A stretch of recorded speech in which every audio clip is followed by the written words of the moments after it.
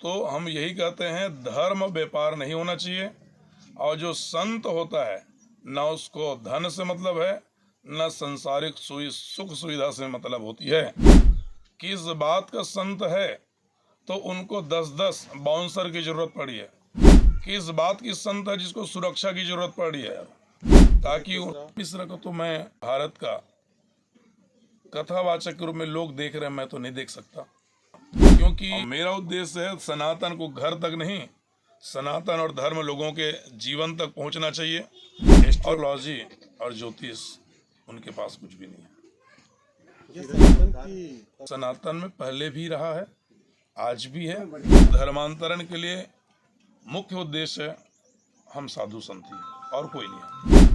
छत्तीसगढ़ में मैं अपने लिए बोलना तो नहीं चाह रहा था, लेकिन बहुत सारे ज्योतिषकार और चमत्कार वाली बातें हैं। जब राजनीतिक की बातें आती, कौन जीतेगा चुनाव, कौन बनेगा प्रधानमंत्री, सभी साइलेंट होते हैं। जो साधु संत का उद्देश्य है और ध्येय है वो गलत नहीं होता है, लेकिन आज के साधु संत या सनातन उस ध्येय या उस उद्देश्य बता तो रहे हैं, लेकिन उस मार्ग में चल नहीं पा रहे हैं। और वह जो सनातन, जिस तरह से आज लोग सनातन धर्म में सत्संग में जुड़ रहे हैं, तो केवल उनका जो जुड़ने का उद्देश्य है, केवल एक सनातन जो पंडाल के अंदर रह जा रहा है। और यह जो सनातन है वो ना कि पंडाल के अंदर होना चाहिए, बल्कि सनातन जहाँ प्रवचन होता है पंडाल का, वो तो पंडाल के बाहर होना चाहिए, सृष्टि में होना चाहिए, देश में होना चाहिए, राज्य में होना चाहिए। पहले हम जैसे साधु संत या आध्यात्मिक पुरुष लोग प्रवचन करते थे तो 100 लोग सुनते थे और 100 लोग के अंदर में भगवान अर्थात अध्यात्म परमानेंट विराजमान हो जाता था। लेकिन आज 1 लाख आदमी इस सत्संग को सुन तो रहे हैं, लेकिन इसमें वो प्रभावशील हमारे अंदर अर्थात भक्तों के अंदर नहीं आ पा रहा है। तो आपका उद्देश्य मीडिया चैनल से पूछना, नाम नहीं लेना, एक आपका उद्देश्य सही है, लेकिन जिस संत के पास आप आए हैं मैं तो नाम लेना चाहूँगा। क्योंकि अध्यात्म, सनातन और संत 3 ग्राफ अर्थात 3 लाइनें हैं। संत पहला है कि राजनीति नहीं करता, और संत कहीं राजनीति की ओर जा रहा है तो उस संत को एक पहला पता चल गया कि अध्यात्म में भगवान नहीं है, तभी वो राजनीति की ओर जा रहा है। दूसरा, आज जितने भी अपने आप को कथावाचक जो राष्ट्रीय वक्ता या सनातन प्रेमी या साधु संत कह रहे हैं, दावा के साथ कहता हूँ आडंबर है। क्योंकि भरी लाखों पब्लिक के बीच में बोला जाता है कि हम कोई प्रकार के फीस नहीं लिया जाता, लेकिन प्रदीप मिश्रा जी 50 से 60 लाख का पैकेज लेता है, बागेश्वर जी फीस ले रहे हैं। अगर ये सचमुच में सनातन को आगे बढ़ाना चाहते हैं तो मैं इनको मीडिया माध्यम से पूछना चाहता हूँ, क्या इन लोग की याद में इन लोग कभी कोई गांव या नगर में गए हैं प्रवचन करने या कोई सनातन का उद्देश्य बताने के लिए? तो 4 हिंदुत्व की बात है और मुस्लिम धर्म के बारे में बोल करके सनातन में हीरो बनना, ये कोई सनातन आगे बढ़ने वाला या अध्यात्म या धर्म आगे बढ़ने वाला नहीं है। क्योंकि अध्यात्म जो होती है, प्रवचन जो होती है, सत्संग जो होता है, उसमें कोई प्रकार के फीस या दक्षिणा का महत्व नहीं होता है। अध्यात्म के ज्ञान घर तक ही नहीं बल्कि लोगों के जीवन तक पहुंचाने का, और आने वाला जो युवा पीढ़ी है, अगर इसी तरह से अध्यात्म हमारी चलते रहे और सत्संग के बीच में, अध्यात्म के बीच में, जहाँ लाखों पब्लिक भगवान की कथा को श्रवण कर रहे हैं, ऐसे पब्लिक जो भगवान को मानते हैं, उनके बीच में कथा या प्रवचन को रोक कर किसी भी राजनीतिक प्रतिष्ठित व्यक्ति का सम्मान करना, ये शास्त्रों का सबसे पहले घोर विरोध है। और ऐसे वास्तविक में राष्ट्रीय वक्ता है और अपने आप को धर्म रक्षक मानता है, सनातन प्रेमी मानता है, तो सबसे पहली बात तो व्यासपीठ में किसी भी राजनीतिक पुरुष का उपस्थित अर्थात उनको उपस्थित है तो उस बीच में कभी भी कथा भागवत को रोक करके किसी का सम्मान करना ये कोई उद्देश्य नहीं होना चाहिए। इसमें विराम होना चाहिए, क्योंकि आज हर एक धर्म के अंदर राजनीति प्रवेश हो रहा है और राजनीति के अंदर धर्म होना चाहिए, ना कि धर्म में राजनीति होना चाहिए। हमारे राष्ट्रीय वक्ता कोई आ रहे हैं, वहाँ पर किसी की कोई भी उद्देश्य टिप्पा टिप्पणी करके नाम नहीं लेना चाहता, उसका पुतला फूका जा रहा है, वो उसका टिप्पणी कर रहा है। कांग्रेस सरकार में आता है तो बीजेपी पुतला फूकता है, बीजेपी सरकार में आता है तो कांग्रेस पुतला फूकता है। तो कहीं न कहीं हम साधु संतों का ही इसमें कमियां हैं जो ये परिस्थिति निर्मित हो रही है। तो हम यही कहते हैं, धर्म व्यापार नहीं होना चाहिए, और जो संत होता है न उसको धन से मतलब है न संसारिक सुख सुविधा से मतलब होती है। किस बात का संत है तो उनको 10-10 बाउंसर की जरूरत पड़ी है। किस बात की संत है जिसको सुरक्षा की जरूरत पड़ी है, ताकि उनको समझ में आ रहा है कहीं न कहीं मेरा जीवन खतरे में है, इसलिए उसको सुरक्षा अर्थात बॉडीगार्ड अर्थात बाउंसर की जरूरत पड़ रही है। जिन भगवान के लिए विश्वास दिलाता है दुनिया को, देश की रक्षा की बात अध्यात्म और यज्ञ से की जाती है, उस अध्यात्म और यज्ञ की रक्षा करने के लिए भगवान की जो उद्देश्य होती है, उस अध्यात्म की प्रवचन करने वाला को सुरक्षा की जरूरत कैसे पड़ गई? माइक थोड़ा बंद। आध्यात्मिक जो पुरुष है वो तो भगवान का एक सबसे बड़ा भक्त होता है और भक्त को कोई प्रकार की सुरक्षा की जरूरी नहीं होती है। तो इस तरह से आज हमारा धर्म एक व्यापार का केंद्र बन गया है और राष्ट्रीय वक्ता जितने भी आ रहे हैं, छोटा सा, ज़्यादा नहीं, भारत का मैं भी संत हूँ। आज 39 साल की उम्र में मेरे पास में कोई पूछ देते 1 लाख रुपए नहीं है, क्योंकि मैंने अपने जीवन में 539 लड़कियों का, बेटियों का कन्यादान किया। और मैं तो वो संत हूँ जो बोलता हूँ वहीं स्टेज में बेटियों को कन्यादान करके चला जाता हूँ, 1 रुपये साथ में लेके नहीं जाता हूँ। 17 लड़की को मैंने इंजीनियरिंग कराया, 12 बेटियाँ गवर्नमेंट जॉब कर रही है, क्योंकि संतों का ना कोई घर होता है, ना संतों का ना कोई व्यापार होता है। संत का एक ही उद्देश्य है परोपकार, संत का एक ही उद्देश्य है धर्म की रक्षा, संत का एक ही उद्देश्य है सनातन की रक्षा, कि हम कैसे घर घर में पहुंचाना अध्यात्म को नहीं है। घर में पहुंचा के क्या करेंगे, बल्कि यह जो अध्यात्म की शिक्षा है, यह जो सनातन की शिक्षा है, वो लोगों के जीवन तक पहुंचाने की ज्ञान होगी, तभी हमारा अध्यात्म और सनातन आगे बढ़ सकता है।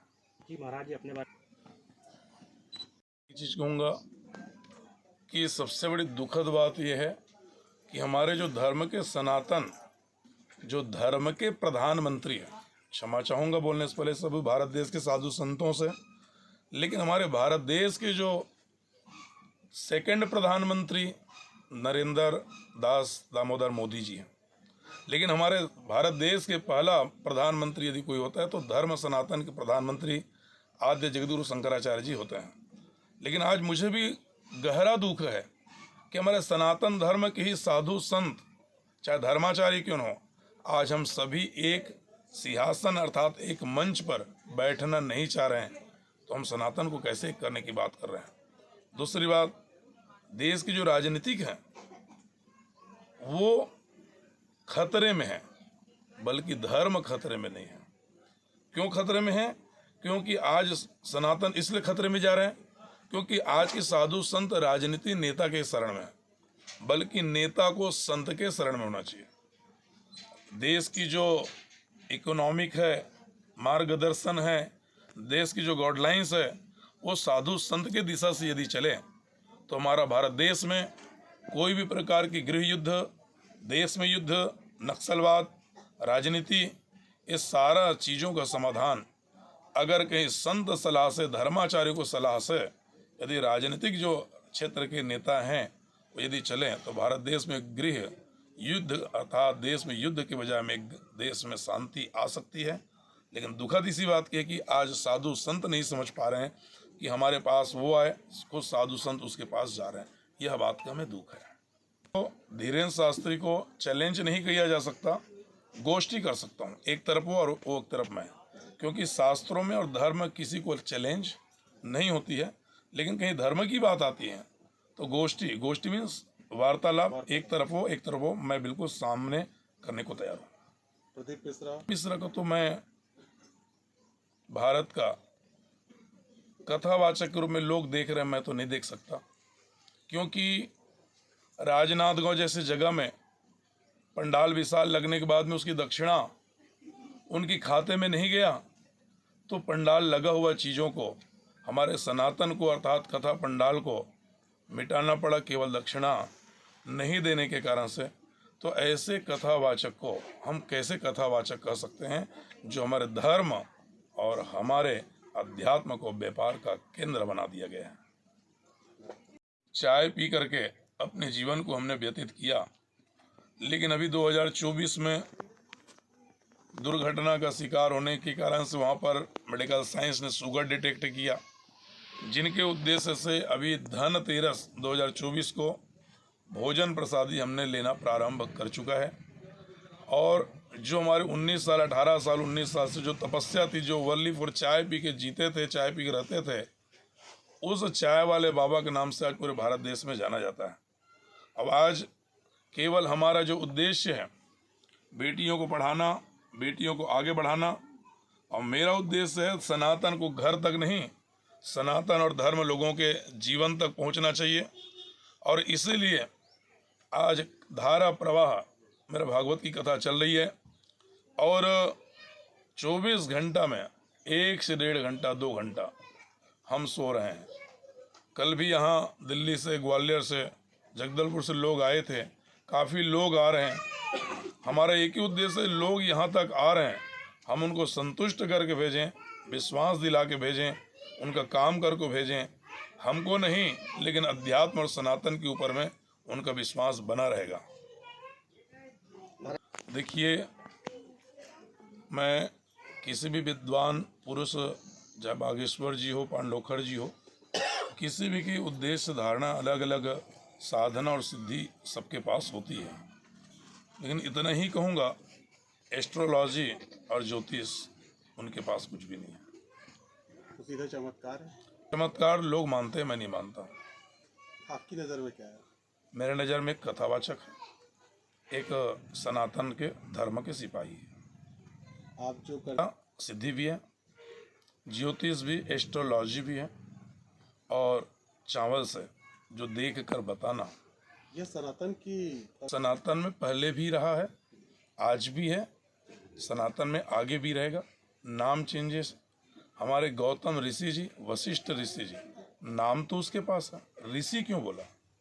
क्योंकि उस समय का स्पीच था जो रिसर्च करने वाला है, जो ज्योतिष का जानकार है, जो ग्रहों की जानकार है, जो मंगल ग्रह की जानकार है, उनको ऋषि मुनि कहते थे, जो आज के जगह में साइंस या वैज्ञानिक को नाम से जाना जाता है, ज्योतिष के नाम से जाना जाता है। लेकिन पहले उनको ऋषि कहते थे, जो रिसर्च करता है ग्रहों के बारे में, मंगल ग्रह के बारे में, जो उनके द्वारा सृष्टि का एक अद्भुत मार्गदर्शन होता था। छत्तीसगढ़ में मैं अपने लिए बोलना तो नहीं चाह रहा था, लेकिन बहुत सारे ज्योतिषकार और चमत्कार वाली बातें हैं। जब राजनीतिक की बातें आती, कौन जीतेगा चुनाव, कौन बनेगा प्रधानमंत्री, सभी साइलेंट होते हैं।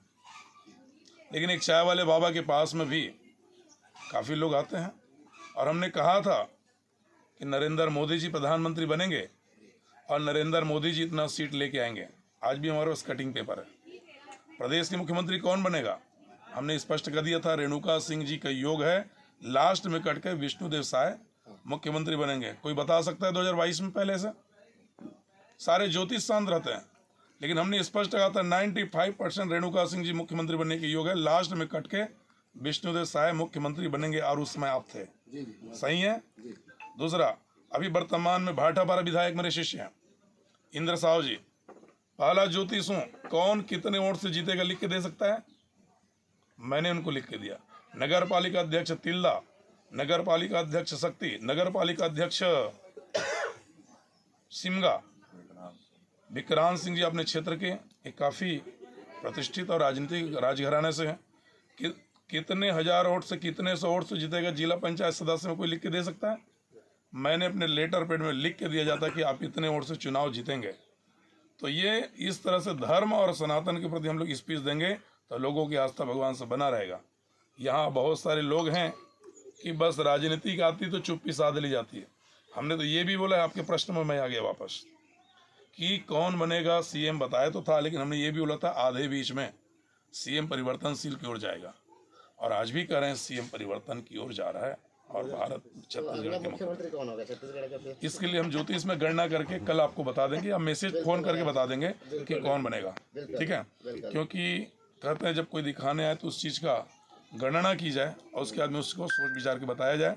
तो जो हमने पहले बताए थे विष्णुदेव साय सीएम होंगे, और आज भी हम कह रहे हैं कि छत्तीसगढ़ में सीएम बदलने का 100 में 80% योग है, और सीएम कौन बनेगा उसके लिए आगे चर्चा करेंगे। के अंदर जागरूकता लाने के लिए सनातन में हम इसी तरह से लोगों को बता रहे हैं कि चमत्कार में, अर्थात मैंने कल अपने प्रवचन में बोला कि लोग जिस तरह से मेरे पास 5 घंटा और 7 घंटा इंतजार करते हैं अपने भविष्य अर्थात जीवन या गृह शांति के लिए, शायद उतना ही 5-7 घंटा वो अध्यात्म में यदि चला जाए और कथा को श्रवण कर ली जाए तो शायद उसके गृह में अशांति और आत्महत्या जैसे घटनाएं भी बंद हो सकती है। छत्तीसगढ़ में बढ़ते हुए धर्मांतरण के लिए मुख्य उद्देश्य हम साधु संत ही, और कोई नहीं है। क्यों? क्योंकि हम साधु संत इतने ज़्यादा धर्म को व्यापार बना चुके हैं कि आज कोई वीआईपी को इसी से मिलने जा रहा है तो केवल वहाँ पर वीआईपी ही नजर आएगा, केवल फैक्ट्री वाले नजर आएगा, सेठ व्यापारी नजर आएगा, और काफ़ी सारे लोग हैं जो हमारे अध्यात्म से टोना टोटका ये समाधान बता करके जो प्रवचन के बीच में बोला जा रहा है उससे उनका समाधान नहीं हो पा रहा है, और लोग अध्यात्म से और सनातन से नहीं जोड़ पा रहा है। और आज के संत क्यों न मैं हूँ या कोई जितने भी लोग हैं, अध्यात्म से ना जोड़ करके लोग अपने से ज़्यादा जोड़ रहे हैं, और अपने से जोड़ने से कभी किसी का कल्याण नहीं होगा। लोग यदि सनातन से जुड़े, अध्यात्म से जुड़े, तो बहुत बड़ी हमारे भारत देश में धर्मांतरण से बचा जा सकता है।